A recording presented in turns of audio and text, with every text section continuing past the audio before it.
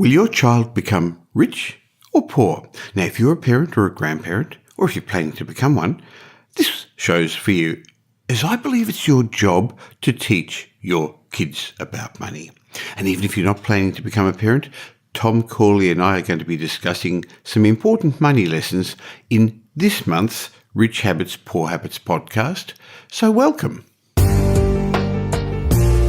Are you interested in property investing, success or money? Well, you're in the right place. This is the Yardney podcast, where each week you'll learn a number of new ideas regarding success, property investment and money in 20 minutes or less. Our show is brought to you by Metropole, who specialise in helping you grow, protect and pass on your wealth through strategic property advice. Now here's your host, Yardney, who has once again been voted Australia's leading property investment advisor.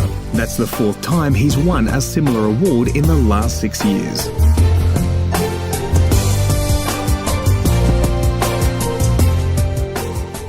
Let's talk about children for a moment. Children can be expensive. Will your child end up being rich or poor? Because you see, as their mentor, teaching them rich or poverty habits is going to make all the difference. I know some kids tend to end up becoming a bit entitled, demanding, let's call them spoiled. And they become a liability to you in the short term as their parent, but interestingly, that leaves them as a liability to themselves in the long term when they've got to go out in the real world and pay their way. So I see it as your responsibility as a parent or grandparent to teach your children good money habits.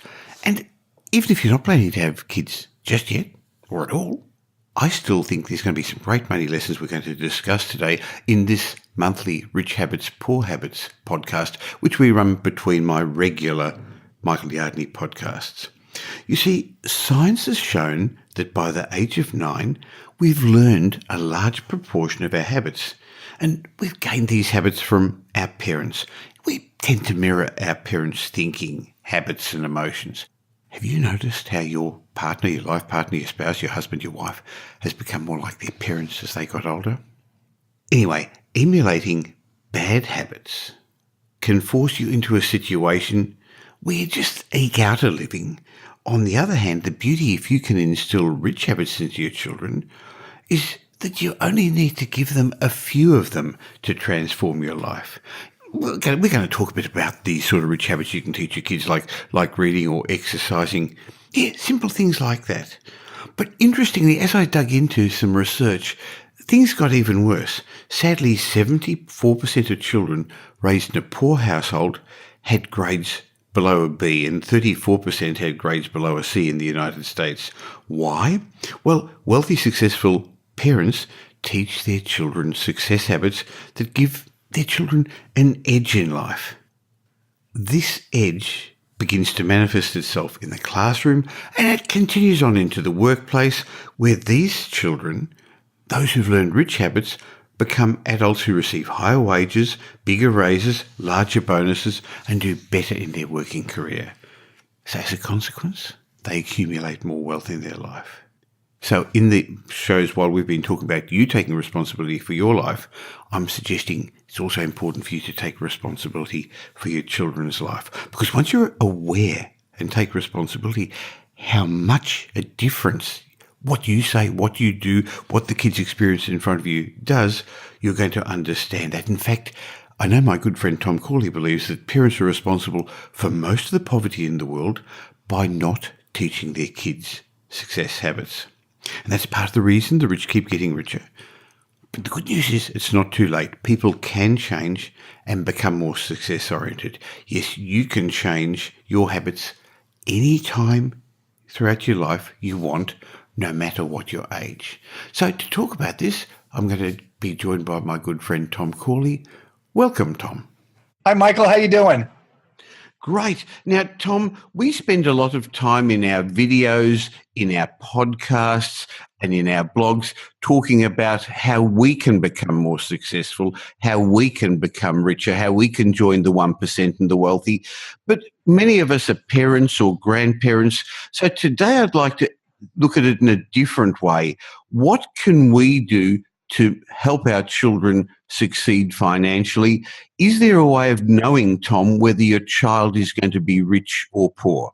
Yeah, there is, Michael. It's really simple. It's what type of habits are they learning from you, the parents. So if you're teaching your kids how to save, they're probably going to grow up and forge that habit as an adult. If you spend all your money and you're using credit cards just to pay your cost of living, your standard of living, to meet your standard of living, and you're always struggling with money, kids are going to learn, the opposite of savings, which is to spend all the money that they make. Tom, in our book, Rich Habits, Poor Habits, we've explained how you learn your habits early in life. You are programmed by your mentors when you're young. We were basically your parents. And by the age of 9, things you've seen, things you've experienced, things you've heard shape the way you think about money and, in fact, many elements of life when you're an adult. But you took on those beliefs and habits early in life as a child when you really didn't have much context to decide what's right or wrong. So what should a parent do to help their child become financially fluent and better with money? Well, I think it really begins when the child has a somewhat of an understanding of the power of money. And when does that usually begin, Michael? Well, typically when the child is, starts making a little bit of money, and that, kids sometimes they babysit at the age of 13 or 14 or 15. I know I was mowing lawns at age 13, 14, 15 and on, and shoveling snow. So whenever your kids are at that age where they start to work and then get paid for the work that they do, that's really the best opportunity a parent has to start teaching them what to do with that money. And what I recommend, or what some of the parents recommended, the self-made millionaires in my study, what they were taught by their parents was that 50% of your earnings as a child go into a savings account. And that really reinforces a good habit of saving, and also allows the kids to manage their spending because they only have 50% of their earnings left. Now, Tom, it's interesting because the best parents do teach their children good money habits that lead to success, but most of us have poor money habits. So we've discussed in our podcasts and our webcasts and our blogs before that in Australia and in America, in most Western countries, there is a big gap between the rich and the average person. And it has a lot to do with these subconscious behaviours we exhibit every day, the habits we have. So it's not always just what you say, it's what you do and the discussions you have around the kitchen table and the modelling that you do, you model for your kids, what your kids see you do. So what are some of the bad habits our children see us do? Well, I can tell you, one of the bad habits, or the poor habits that I witnessed growing up was my father liked to go to OTB. That was OTB stands for off-track betting. New York had these OTB retail outlets, and you could go there on a Saturday or Sunday or whenever. And he would take us down to the OTB, and he would spend whatever dollar amount he had, whatever money he had on some of the horses. And so I just naturally assumed that everyone gambled. And so when I got older, I'm not a gambler, but I didn't find it to be a negative, bad thing or a poor habit until I really started doing my research. And I saw how devastating it was for the poor people in my study, because probably close to 60% of them had gambled. I see that in your statistics, Tom. You did a 5-year study of the daily habits that separate the wealthy from the poor, and you found that 6% of the wealthy play the lottery, while a huge 77% of the poor play the lottery. Tom, I remember as a child, every Saturday morning, my father would sit at the kitchen table, smoking his cigarette, drinking his black coffee, writing out numbers, and I asked him, "What are you doing?" And he was daydreaming what he would do if he won the lottery that night. And Tom, that was his plan for financial success. That was the only plan he had. And every time he won a little bit, enough to buy some more lottery tickets, but never the big prize. So in my mind, the lottery or gambling is a tax for people who can't do maths. Yeah, it's a tax on the poor, And the sad thing about it is, it's really an indictment with respect to the thinking of poor people. So they believe that it's hopeless for them to pursue wealth in any other way than through something that involves random good luck, something completely outside their control. So the poor people look at gambling and they say, well, you can only get rich but if you're lucky. So I'm going to gamble. And what I found in my research is most of the 177 wealthy, self-made millionaires that I interviewed, they either came from poverty or they came from the middle class. They were self-made because they weren't born rich. And they were able to go from poverty or the middle class to wealthy, not by gambling, but by doing certain things, that adopting forging habits, that enabled them to process success in their lives. Tom, one of the other habits of wealthy adults is learning and reading. How can we pass this on to our children? Well, this is monkey see, monkey do also, Michael. So if a parent can sit at the kitchen table and pontificate about the importance of reading to their kids, but the kids are going to then watch them sit on the couch, drink a beer, and watch TV for 3 or 4 hours and scratch their head and say, why should I read? My parents don't read. So if the kids see the parents reading, they're going to pick up that habit because they have these things called mirror neurons. These exist in kids. They start to go away in puberty, but they're there for a purpose. And the mirror neurons are intended to enable children to emulate or mirror their parents' behavior. So they have these specific neurons that go away later in life, but that are there, and the kids will pick up the behaviors of the parents, no matter what the parents tell them otherwise. Now, clearly, there's a lot of financial habits we can teach our children, but I know in your study you found some things that people may not have related to finance, but still, I believe your study has shown that it will help children become financially successful. And they include things like doing aerobic exercise and not eating junk food. Yeah, as crazy as it sounds, these wealthy people in my study engaged in particularly aerobic exercise. And I found that as one of the data points where I was left scratching my head, Michael.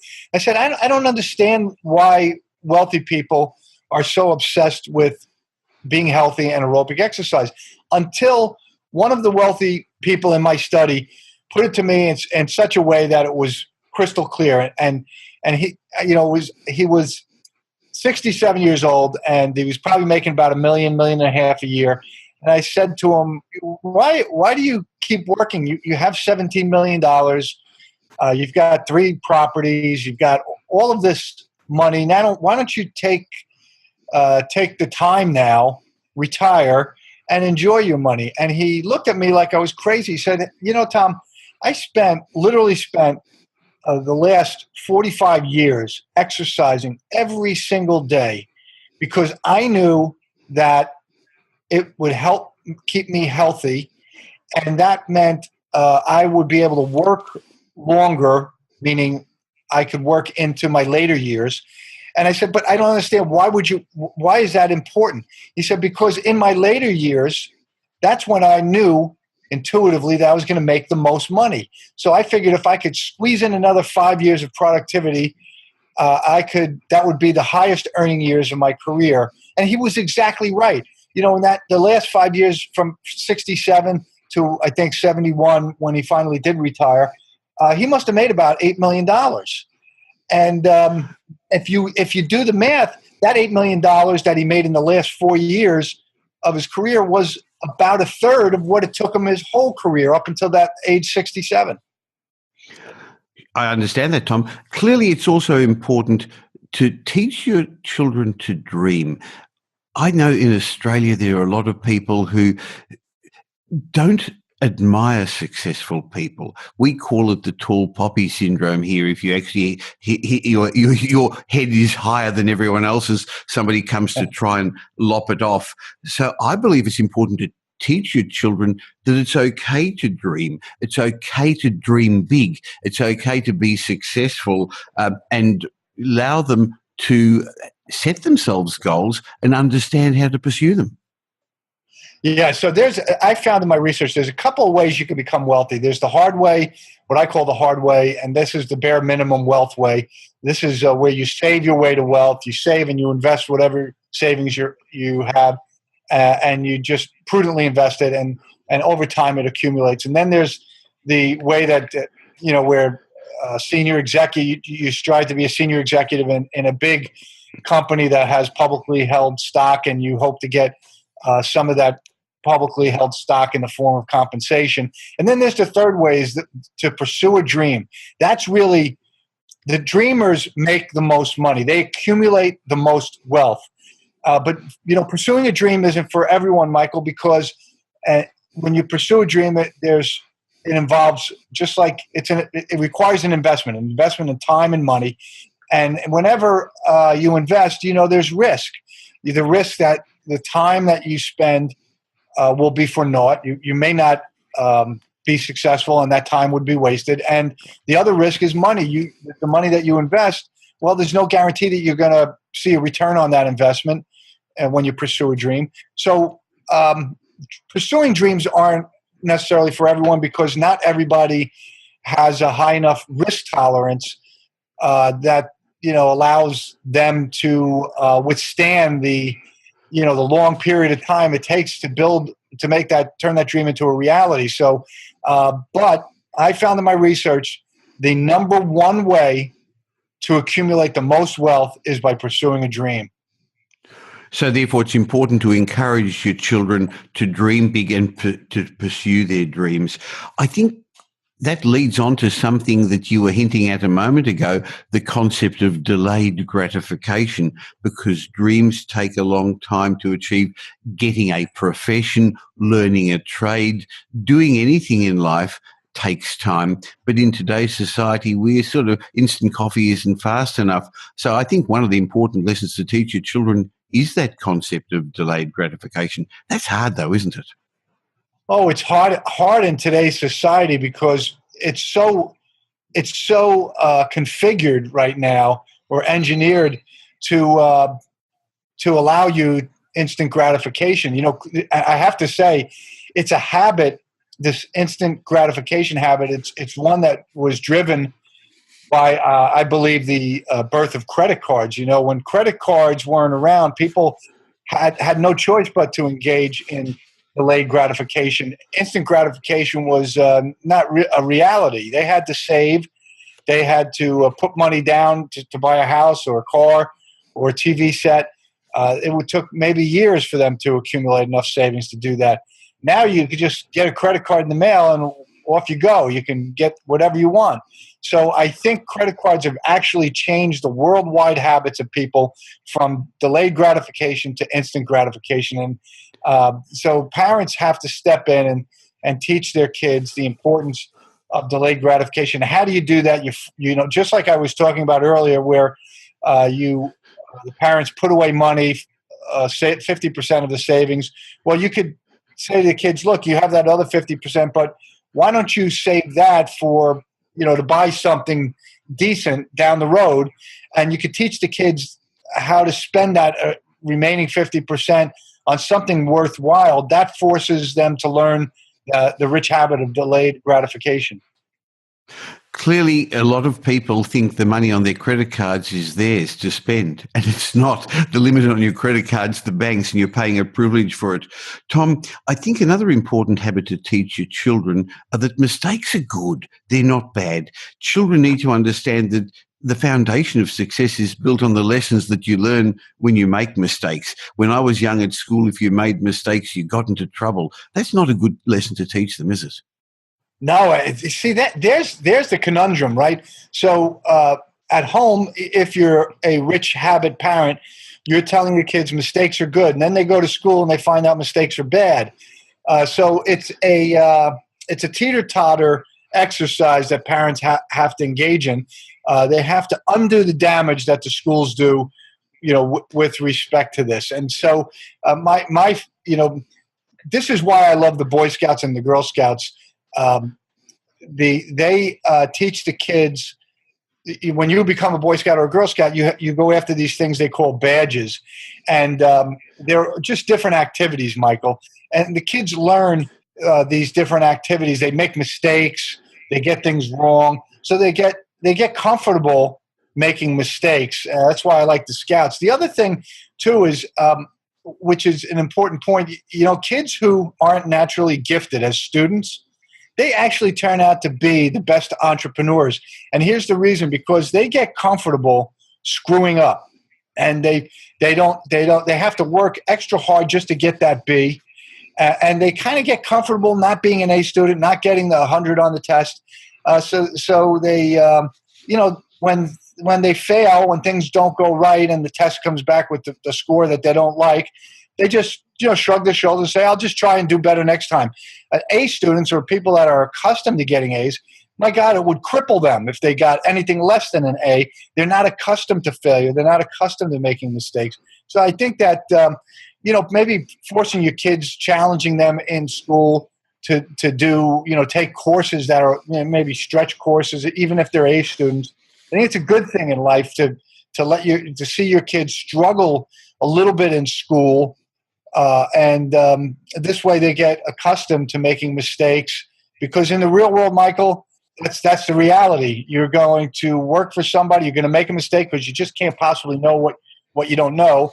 And you're going to emotionally crumble when that happens. And you don't want to set your kids up for failure like that. I think another important discipline to teach your children is that the pursuit of financial success is a good thing. So rather than saying those ugly, greedy rich people, or rich people are thieves or robbers, or dirty money or filthy rich, those expressions that the poor tend to use because it makes them feel better because they're not one of the rich. I think teaching children that the pursuit of financial success is a good thing is a fundamental in making them successful later in life. Yeah, it is. And the sad truth is, particularly in the United States, the school system, the public school system, they really beat up on rich people. They espouse the virtues of the poor and the middle class, and these kids are indoctrinated into thinking that rich people are evil and greedy.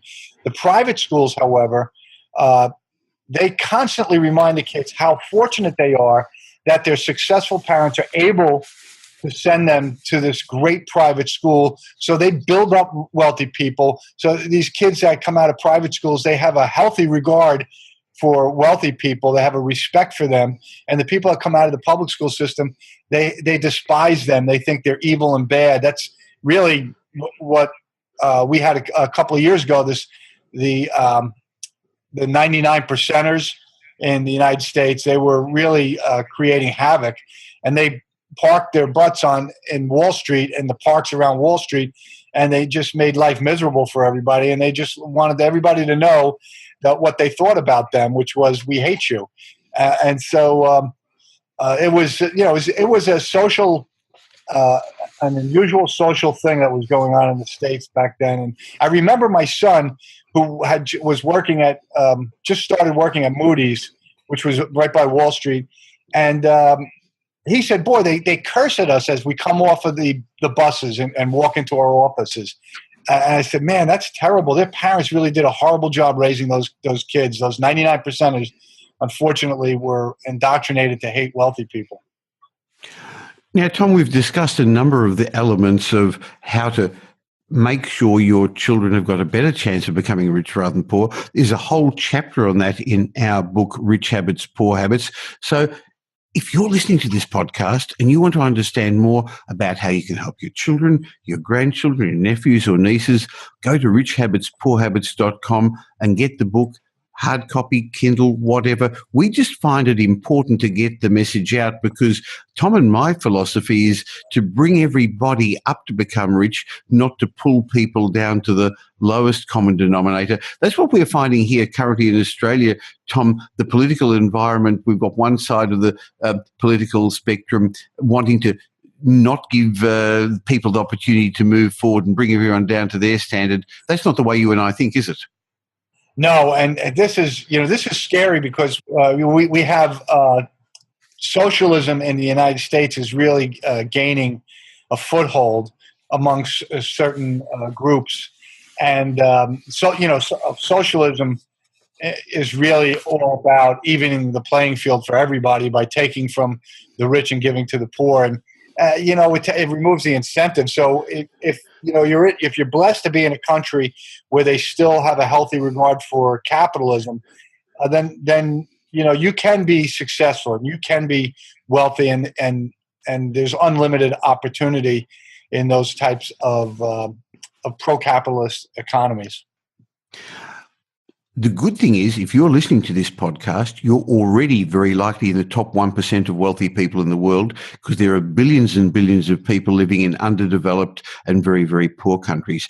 If you don't understand the concept of the 1% and the 99%, Tom and I recorded a podcast about a month ago, so you can either go to Tom's website, richhabits.net, or mine, Michael Yardney, podcast.com, and you'll be able to listen to our discussion about how you can become, in fact, you are already one of the 1%. So I think another, just to finish off, Tom, important habit to instill in your children is that of gratitude and being appreciative of the fact that we're living in the best time in history and in one of the best countries in the world. Yeah, so I'm so glad you brought that up, because this has been a topic that I've been working on this week for a couple of articles. The opposite of gratitude is envy. And envy is actually the fuel for want spending. That's spending money on what you want or charging credit cards to get things that you want. It's driven by envy. And want spending we see what's happening with Johnny Depp.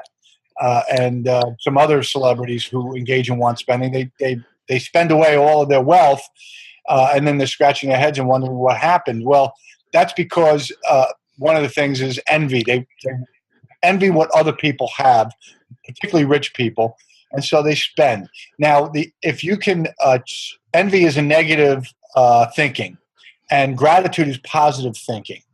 So if you can shift from envy to gratitude is actually the gateway to positivity.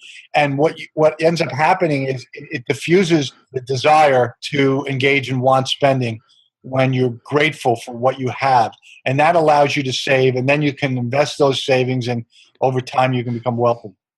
Tom, I love having these chats with you. Our time is up, but I look forward to having another Rich Habits, Poor Habits specific podcast with you again in a month's time. Look forward to catching up with you then, Tom. That sounds great, Michael. Thanks for setting this up, and hope we help some people. Well, there you have it, another Rich Habits, Poor Habits podcast. And if you liked what you heard and you'd like to find out a bit more about how you can develop more of the rich habits and get rid of some of your poor habits, why not go to richhabitspoorhabits.com and get a copy of our international best-selling actually, book, Rich Habits, Poor Habits. You can get a Kindle version, you can get a hard copy version, you can get it from Amazon if you're overseas, you can get it from Property Update Bookshop if you're in Australia.